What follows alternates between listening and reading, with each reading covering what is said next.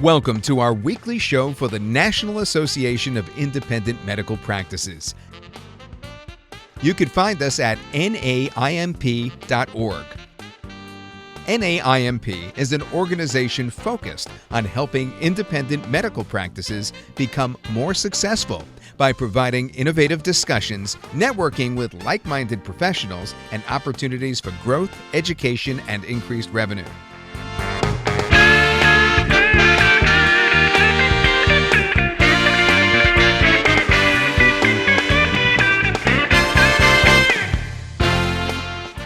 Check out our website today at naimp.org. Hello, this is Shirley Crest-Dudley, and welcome to NAIMP Podcast. Today, we're happy to have a guest, Edwin Dearborn. He's the founder and CEO of the New Patients Experts, a digital marketing agency that specializes in helping professionals in the healthcare industry build multi-million-dollar practices. Edwin has been featured in Entrepreneur and was hailed as a marketing expert by the Orange County Register. He has lectured to over 10,000 professionals over the last 25 years and has worked directly with hundreds of doctors from across the United States. So Edwin, welcome, and I'm excited and ready to listen to your presentation on how a doctor can succeed as an entrepreneur. Well, thank you so much for having me on this, on your podcast. I really enjoy reaching out and speaking to people about, how to generate more success. And I know that that's definitely a topic of interest for a lot of doctors, particularly with, new technologies emerging with marketing as well as a highly competitive marketplace. So I call this how a doctor can succeed as an entrepreneur. And I've been doing this lecturing and coaching for about 20 years now. And just recently, I formed a new organization called the New Patient Experts to really focus on that topic. How do we get healthcare professionals marketing their practice more competitively and cost effectively to attract new patients? You were told a little bit about myself, so I don't really need to go into that because you were already introduced. But as was mentioned, I've lectured to a lot of people on the subject of how to expand their practice. The first thing that I want to go over is I want to bust a myth, and I'm sure many of you have seen that show, Mythbusters, and this is a myth that I would like to bust, which is, the myth is all practice owners are entrepreneurs. When in actual fact and truth, the vast majority of doctors and dentists and even business owners that are out there that own a practice are, in actuality, they're highly skilled technicians, very educated, very smart, but they're still drowning in business problems. This is not how we should describe an entrepreneur. So while you have practice owners and you have entrepreneurs, again, not all practice owners are necessarily entrepreneurs. Which brings up the question, well, what really is an entrepreneur? Well, Wikipedia, which is a source that a lot of people turn to these days, defines an entrepreneur as entrepreneurs are leaders willing to take risk and exercise initiative, taking advantage of market opportunities by planning, organizing, and employing resources, unquote.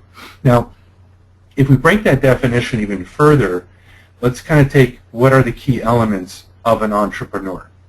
Well, first of all, they perform as leaders and are perceived by others as such. So they're not necessarily just business owners, they're acting as a leader. Next, they exercise initiative, particularly on important matters that lead to sustainable prosperity. So we have someone that's performing as a leader, they're exercising initiative, and next, they're taking advantage of market opportunities. They are seeing trends, they're taking advantage of them. They see new technologies emerge, they take advantage of them. So whatever offers as a market opportunity, and in today's world, this changes very rapidly. They're taking advantage of it. This is accomplished, all of these above points, through planning, strategic and tactical, organizing, which really is about hiring, training, putting in business systems, etc., putting your team there, an effective team. And two, employing resources. How do we use our people? Do we have budgets? Are we actually leveraging our budget? Are we taking advantage of joint venture opportunities for marketing? And what marketing platforms are we implementing? What new technologies? Is it LinkedIn, Twitter, search marketing, Yelp, etc.? All these technologies are important to really develop, and that's what makes an entrepreneur. These are the things. Now, when you compare most practice owners to this definition right here, they don't necessarily take advantage of marketing opportunities. They don't necessarily plan and organize their business. They kind of just show up, they treat patients, and they kind of cope along. The breakthrough in business with a practice is, how do we elevate the doctor or dentist or business owner above that as, quote, a practice owner who's a skilled technician, to one that also operates as an entrepreneur, as previously defined. I like to refer to this as a doctorpreneur or a DRpreneur. And what I mean by breakthrough is it starts with a decision and a recognition that, yes, I am a highly skilled, highly trained, highly educated technician. I'm great at taking out teeth. I'm great at doing implants, or I'm great at doing chiropractic adjustments, or whatever their practice or modality that they're treating with, right? And how do we go, okay, great, you're a great practitioner of the technology as a dentist or as a chiropractor, etc., but can we also add to this other hat called entrepreneur? When we combine those two, we have a doctorpreneur. And from my experience, the doctors that are highly successful, making a lot of money, and living a more ideal life are those that have really embraced becoming an entrepreneur. Now, how do we elevate a doctor to that of doctorpreneur? Well, we have to start with planning. And Confucius once said, when it is obvious that the goals cannot be reached, don't adjust the goals, adjust the action steps. So most doctors have the goal of having this big, bustling practice, making a lot of money, and not just making money for money's sake, but they want to provide for their children, they want to provide employment opportunities, they want to develop a long-term strategy for their own financial security with their investments, etc. So we've got to plan this elevation of becoming a doctorpreneur, and strategic planning is initiated for long-term growth and prosperity. We're no longer getting the doctorpreneur to work in his practice or business, but we now start doing a strategy of how to work on the business.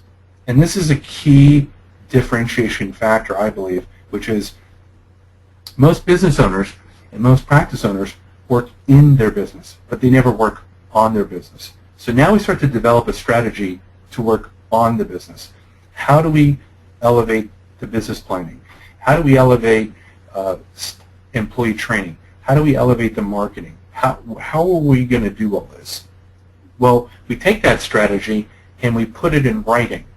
We actually detail the actions and the tactics that will be needed to initiate and accomplish whatever goal we've set out, whether it's 3 months down the road, 6 months down the road, or even a year or two down the road.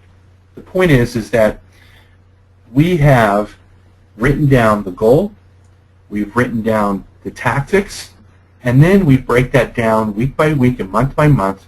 What do we want to hold ourselves accountable for in terms of accomplishments? What statistical levels do we want to reach? Do we want to go from 10 new patients to 20 new patients, and then 20 new patients to 30 new patients, etc.? When we lay out these very specific goals with dates and accomplishments and accountability, we have something to move forward on, like a battle plan, like a general has. A general's got a map of the battlefield, and he is calling out the signals through his signal corps and through radio of how to accomplish winning the battle.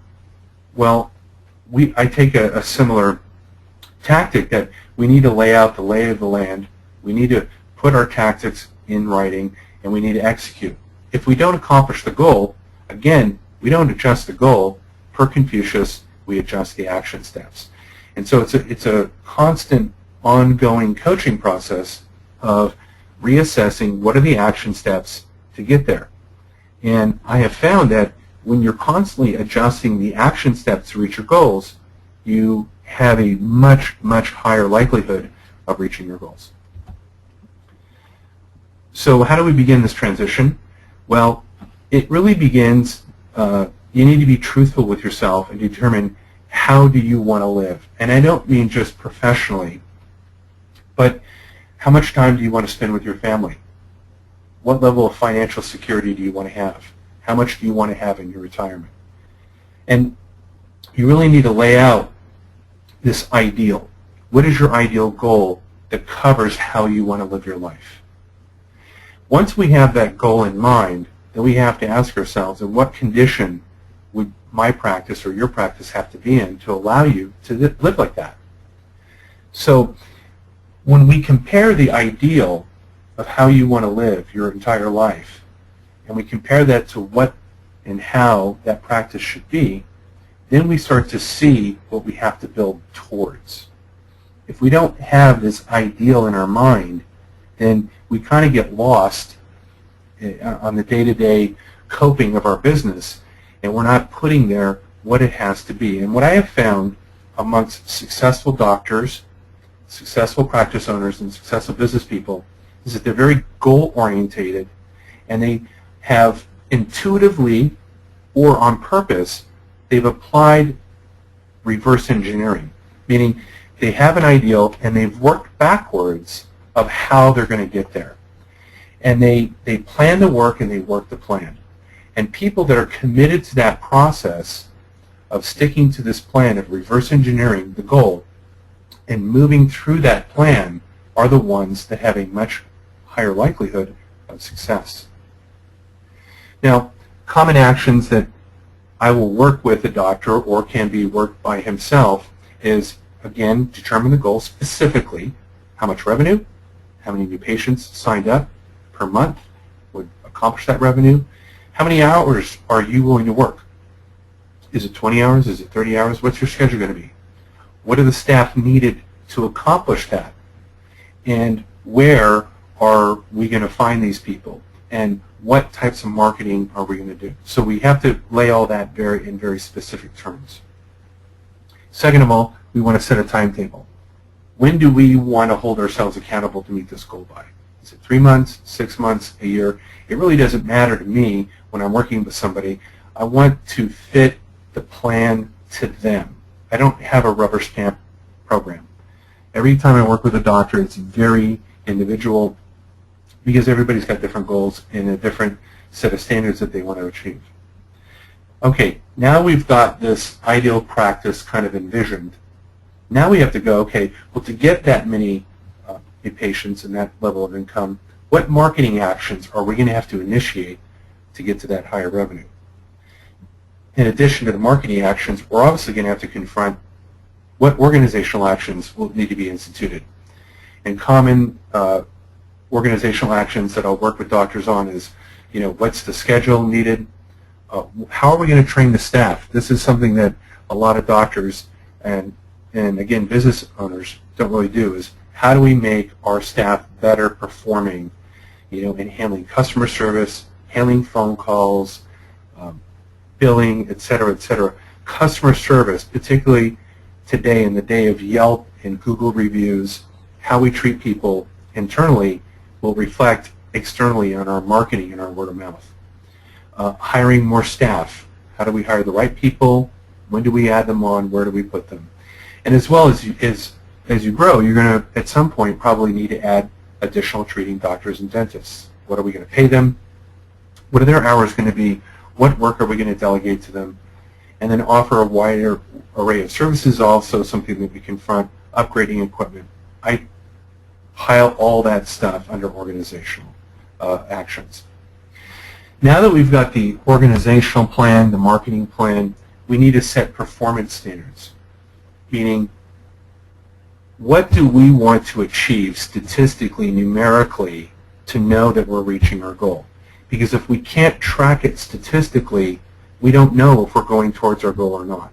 So many times I implement with them weekly and monthly statistics in terms of, how much revenue, billing, how many new patients, etc. And we can adjust our plans based on that. Only by having plans and statistics can we do the last step that I have here, which is to review and adjust. Without our actions detailed and without a statistical accountability, we have no way of reviewing or adjusting correctly. And so when we do that month after month, what I find, it's like a muscle. At first, when you start to exercise this new doctorpreneur muscle of planning and doing all these things, it hurts. You haven't done it for a while. But if we continue these things month after month, it becomes a skill set that's very strong within you. And within a few months, it almost becomes second nature. And now we really see the doctor becoming a doctorpreneur. In short, I just want to go over some of the things that I have found to be the most important marketing actions for today's successful practice. Branding is very important. And what branding really is about is how do we communicate a unique value. And I know that a lot of doctors struggle with this and they think branding is a logo or a tagline, but really what branding is how to differentiate yourself amongst the noise. And so commonly this is something that I will review with somebody and really having a very clear, definite branding differentiation point that I've worked with a lot of doctors on. Once we have that branding done, another important thing, particularly now in 2015, and Google has been coming out, and many marketing experts have been coming out, is that online reviews are going to play an important part of how practices are found. In fact, it is the new word of mouth. We need to be proactive in generating reviews. I've literally seen practices that have gone from 8 reviews to 40 reviews, and within a matter of months, they're generating 10, 20, sometimes even 30% more new patients because now they're ranking higher. I always recommend a referral reward program. It doesn't have to be cash incentives. Sometimes it's just a matter of, the patient of the week or the patient of the month, or, somehow acknowledging and rewarding people for sharing. And this is a very proactive way to get more referrals. Of course, you need a well-designed website with quality content. Again, Google and search engines are rewarding websites that create content. And what I mean by content is, are you blogging? Are you sharing patient success stories? Are you sharing helpful tips? Are you using email to drive people to your website? All these things are important factors to keep your practice at the forefront of people's minds. Without pleasant and helpful and cheerful staff, you won't generate good word of mouth. And you would be amazed at how many times I'll walk into an office and the staff are a bit indifferent. And it doesn't mean that they don't care, but we haven't really accentuated the training to ensure that everybody is treated as a very special and a very important person. And when you treat people like a VIP, they know that and they'll talk you up and you'll get more patients. Email marketing is crucial, staying in communication with your patients. Again, if you're sharing valuable information with them on a regular basis, you stay at the forefront of their mind, and you stand a chance of them sharing that information with their friends and family on social media and email. Video marketing is very important, and I know that a lot of doctors are camera shy, but there are services there that can do voiceovers and professional videos that can help feature your practice. Believe it or not, YouTube is the second largest search engine in the world, and it's owned by Google, which is the largest search engine in the world, and Google is making every effort to feature local content. Believe it or not, video marketing is an important feature of how to attract patients, and videos now are coming up high in search results. And then also, one of the things that is important is, are you offering high-end services? I see too many doctors selling very inexpensive services, trying to use discounts to get new patients. But in actual fact, there's a lot of people out there that want high-end services and want extensive programs, whether it's cosmetic dentistry, weight loss services, etc.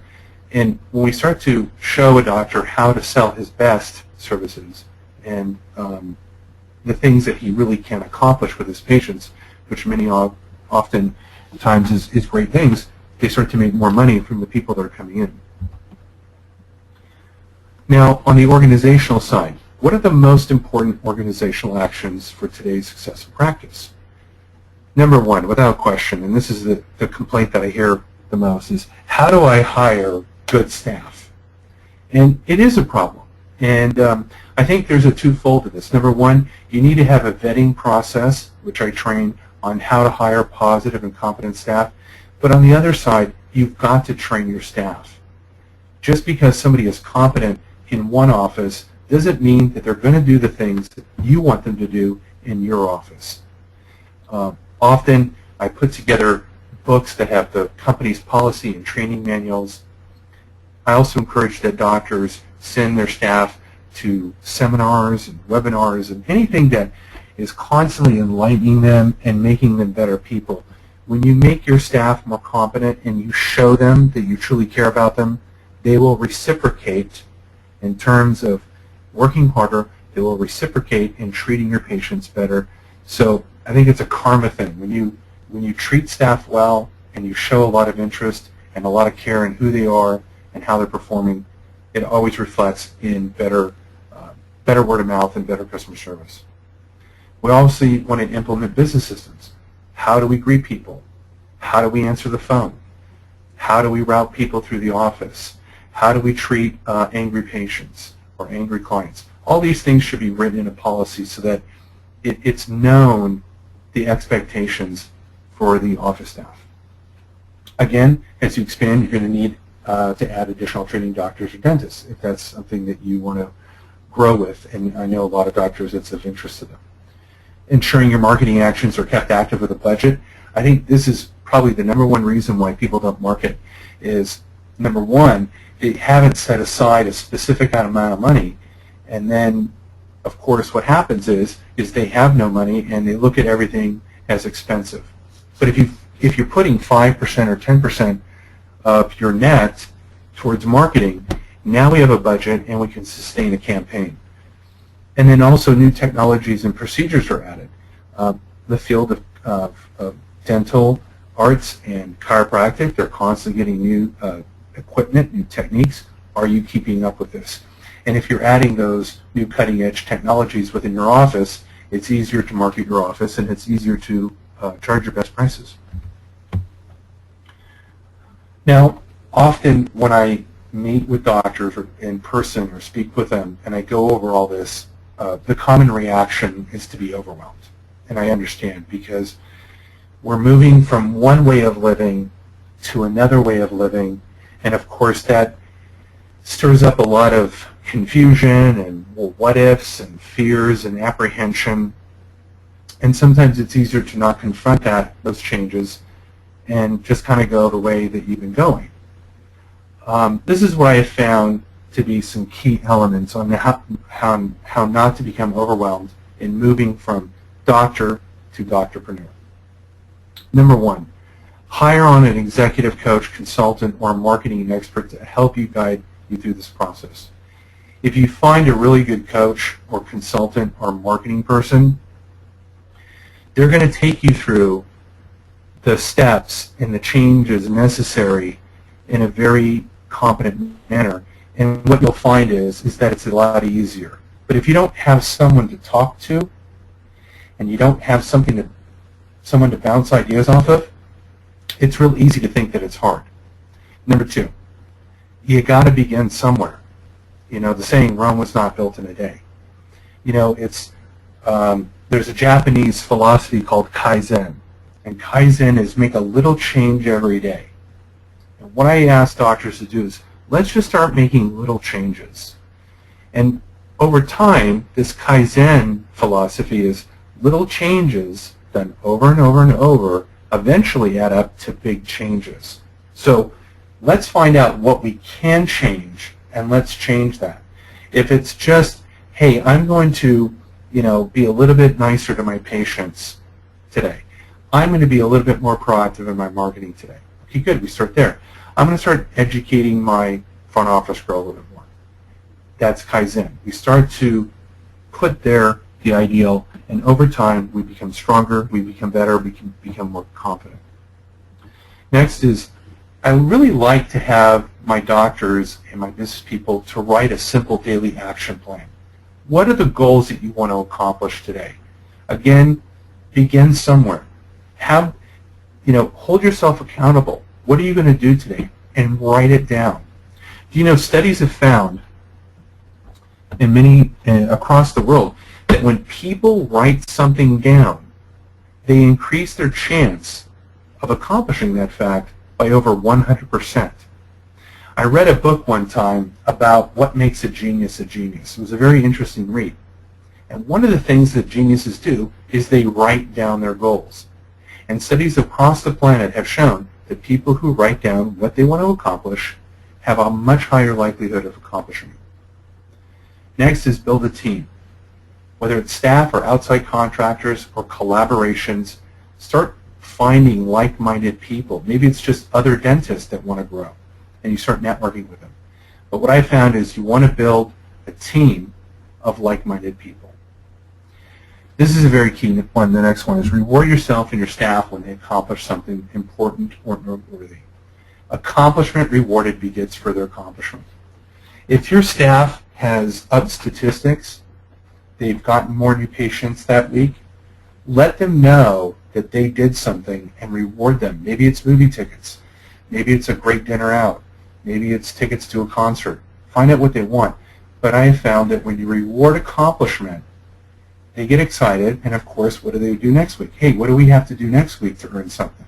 And I've used this very, very successfully in a number of practices where, the office girls and the office staff kind of show up just going through the motions, and I put there a game of, hey, if we get this to 20 new patients this week, we're all going to go out to dinner and in a show, and or whatever they're into. And I've been very successful in increasing production by letting them know that they're going to be rewarded, and of course, when they do it, I reward them.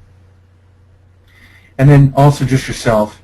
I think this is obvious, but I just put it there because it's important. Keep yourself well-nourished, rested, inspired.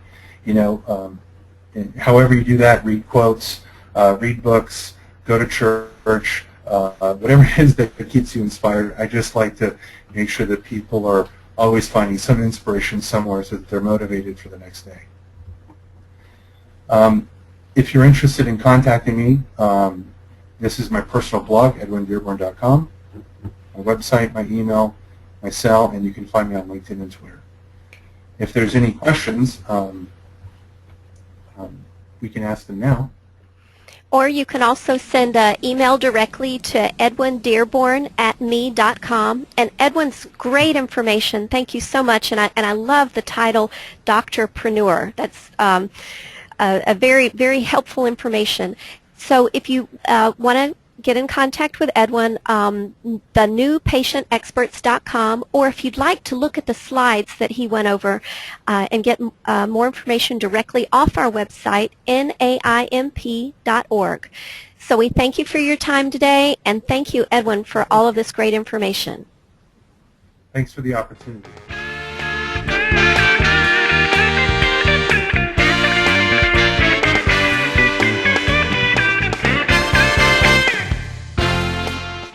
Check out our website today at naimp.org.